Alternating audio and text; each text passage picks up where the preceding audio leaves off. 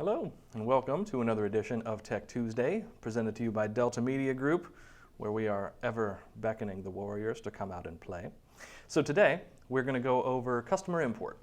We've been adding a lot of different ways that we can automate customer imports. So if you need to get your customers and contacts into the DeltaNet from another system, you can just turn on a sync and let it do all the work for you.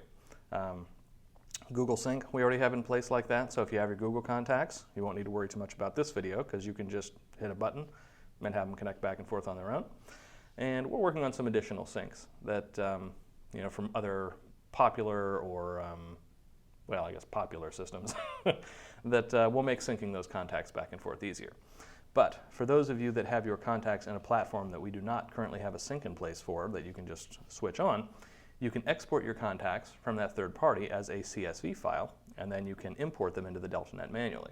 And we've just enhanced that feature to make the entire process easier and more reliable and allow you to do larger files at the same time.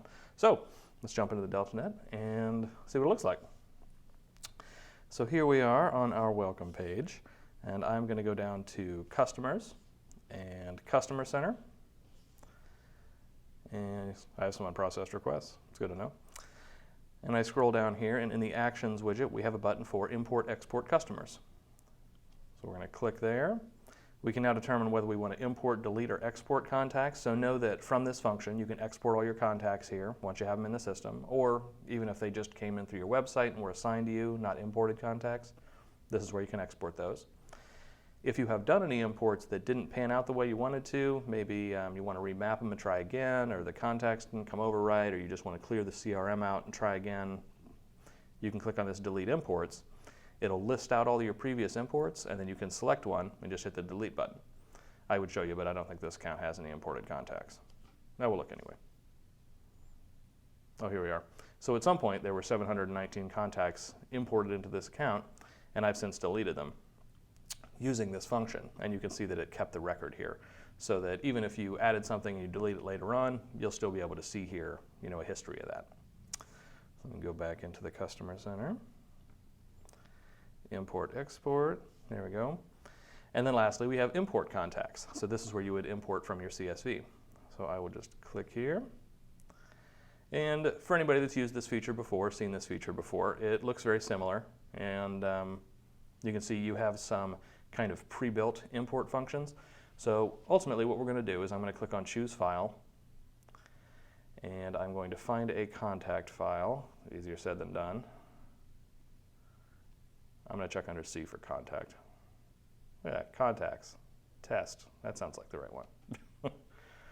And you can see it automatically filled in as an other CSV file. So when it first comes in, the system actually does some processing to figure out what kind of a file that is. So if it recognizes it as a top producer CSV, one that you've exported from there, or a DACNO or an Outlook CSV or a vCard file, it should automatically fill in the button for the one that you're importing. If it doesn't, you just click on the button and tell it to import that one, and it'll give you some details about the fields that it'll map automatically. So stick with other CSV file this time, and we'll just click on Upload File. It's going to think about it, and then it takes me to this page where I can map all the CSV fields. So what this means is the column on the left is the field name in the DeltaNet. The column on the right is the field name in your CSV file, and these are just the headings of each of the columns in your CSV file. So you can see that it automatically picked up some and mapped them because it found something it recognized in your headings column and matched it up to what it thinks it should be here. So even when it maps these up automatically, you'll want to go through these and just make sure that they make sense. So first name, last name, that's great. If any of them are wrong, you can just click on them, and it'll list out all of the headings, all the column headings in your CSV, so you can just go through and choose the one that you really want to map into that field. Same goes for anything that it doesn't map. So daytime phone, it's saying ignore it because it didn't find anything that it thought matched that. So we'll click here, and here, day phone. Not sure why I didn't figure out day phone was daytime phone. Wait, day phone, phone daytime. But in any case, you'll have some of that. So you just go through, click there, match them up. Phone cell, so we'll click on that, cell phone. So you can see it matched those up. And then down here, we have some additional ones that it matched up automatically. So, like I said, you just go through here and match up the ones you want to go in. So next, again, for anybody who's done this before, you'll notice that the initial source is now showing up right on this page, and groups are showing up on this page. Normally, you would map these CSV fields and then move on to step 3 before you'd see these options. But what we're going to do instead is basically skip over step 3. So, initial source, that'll be available for some people to change. That's not available for everyone.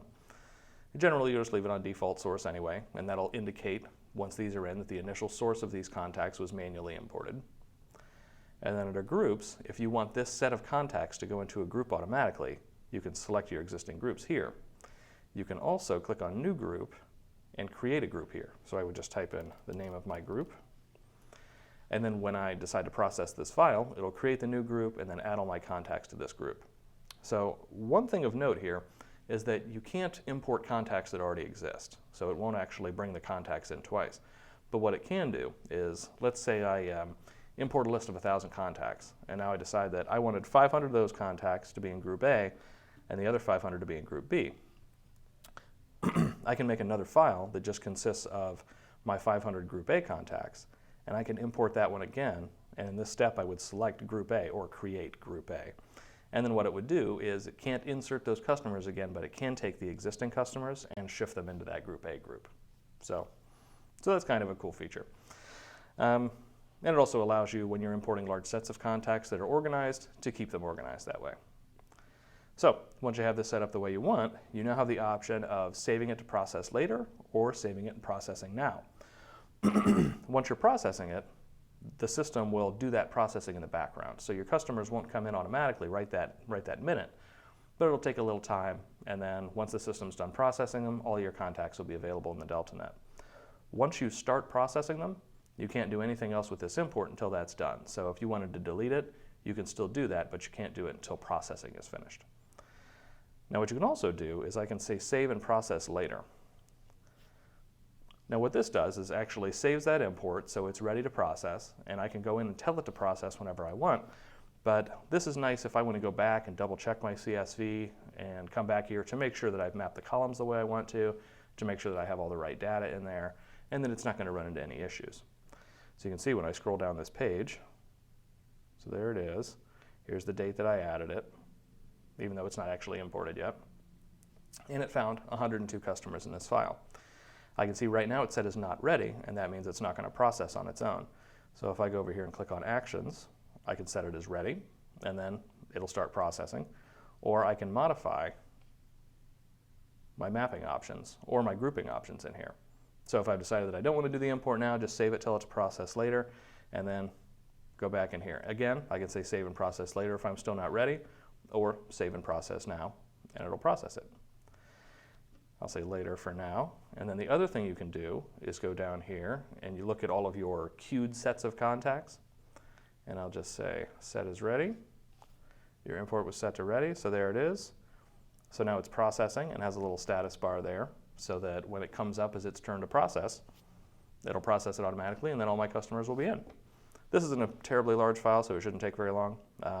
But the beauty of this is that any small file like this should happen pretty quickly, but because it queues it and goes into this processing step, you can upload very, very large files here.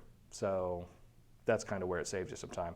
I off the top of my head don't know what the file size limit is, but it's thousands and thousands of contacts. It shouldn't have any problem importing now that it puts them into this processing queue and goes through there. And there you go. You can see it actually started processing and completed. So from here, I can delete this import. I can also delete it from the other page that I showed you earlier, where you go into Add, Remove Contacts and click Delete. So if I go Customer Center, Import, Export Customers, Delete Imports, you can see that import's now selectable here, so I can select that and delete it. Or Import, Export Customers, Import Contacts, and you can see it still shows up in my, my list down here, and I can delete it from here as well. So there you have it. That is how you can import contacts from a CSV. Much easier than it was before, so as always, thanks a lot for joining us this week. This whole process has been simplified, so we hope this works out better for you. We had some limitations on the import before, and that's all, should all be gone now. So, Thanks a lot for joining me. If you have any questions, concerns, feel free to comment on any of our videos or send an email into support@deltagroup.com or give us a call. And as always, I'll see you next week. Thanks a lot.